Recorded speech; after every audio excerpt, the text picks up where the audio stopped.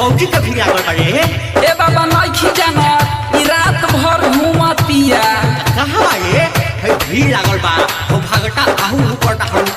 का करतिया रे मुस्कानवा के चुरैलो धलेले बा आई रे दादा आई कहां गुडर से राखले बधारे घूमतिया एकदम पकड़ कर दिया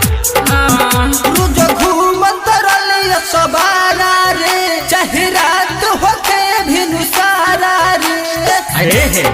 तो बड़का फोड़े के का नहीं पड़ा बता रे हां ये बाबा ई सुतलो में न चलतिया रोज घूमत रहले सवारा रे चाहे रात होके भी नुसारा रे चले लांघ गइल हई डाइनी की कबइल रे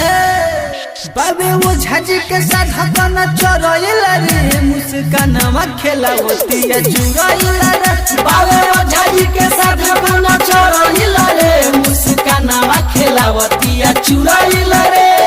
अच्छा सुना खाली मुस्कानवा तो कहता आ गुटा आउर हो के पूरा केशिया खोल के आउर पूरा टाइम उ कौन है तो ए बाबा नइखी जाना अरे कोई सब सखी सहेलु होई सो इहे त एकरा के बिगाड़ देली सब घुमा के रे दादा ई का कहता रे दादा डीजे में मुस्कानवा बड़ा बढ़िया लइकी रहलियो के बिगाड़ करे में बाबा ओकर सखी सहेली ओकरा के त साफ बिगाड़ देली सब कोहेले अभी न जाई बरी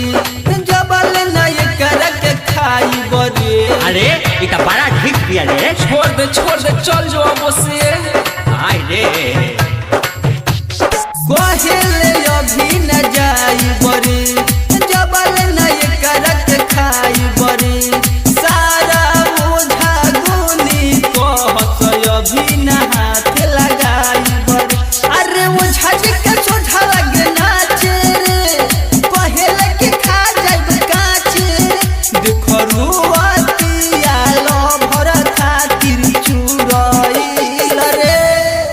बाबे ओझा जी के सदकन चरइल रे मुस्कानवा खेलावतिया चुरइल रे बाबे ओझा जी के सदकन चरइल रे मुस्कानवा खेलावतिया चुरइल रे आई भागटा काहे पूरा टाइरे सोरे आगे पीछे पूरा डोरा ढलता कोटा रे ये बाबा नइखी जाना इनकरा से संहार में नइखे मुआवो देखा से जब संहार में रखे और काहे के पूरा ही घूमे लगे रे भगाओ चलो वो उठावा लगा पीट कराओ तो हम ही ठीक कर हटाओ खाली रोकी बड़ बढ़िया देखेले उनही के लगले चली अरे बस छोड़ पर मुठवा गोविंद बाबू आऊ को के खाए 10 गोल भर बनावेले यही से तो चुरई खेलावेले आहे दादा तबे कहतन काहे आऊ करो किया ए बाबा एकरे न उपाय करावे के बड़ा परेशान बानी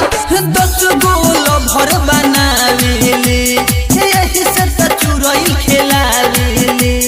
कवना के नजर कैसन बा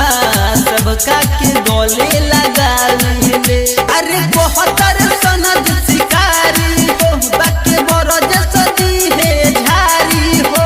बैल सुविकास न कहता रे भूल गइल रे बाबे ओझा जी के साधकन चरइल रे मुस्कानवा खेलावतिया चुरइल रे बाबे ओझा जी के साधकन चरइल रे मुस्कानवा खेलावतिया चुरइल रे रोज घूमत रहले सवारा रे चाहे रात होके भी नुसारा रे चले लांघ गइल हई डाइनी की कबइल रे बाबे ओझा जी के साथ हकन चरइल रे मुस्कानवा खेलावतिया चुरइल रे बाबे ओझा जी के साथ हकन चरइल रे मुस्कानवा खेलावतिया चुरइल रे।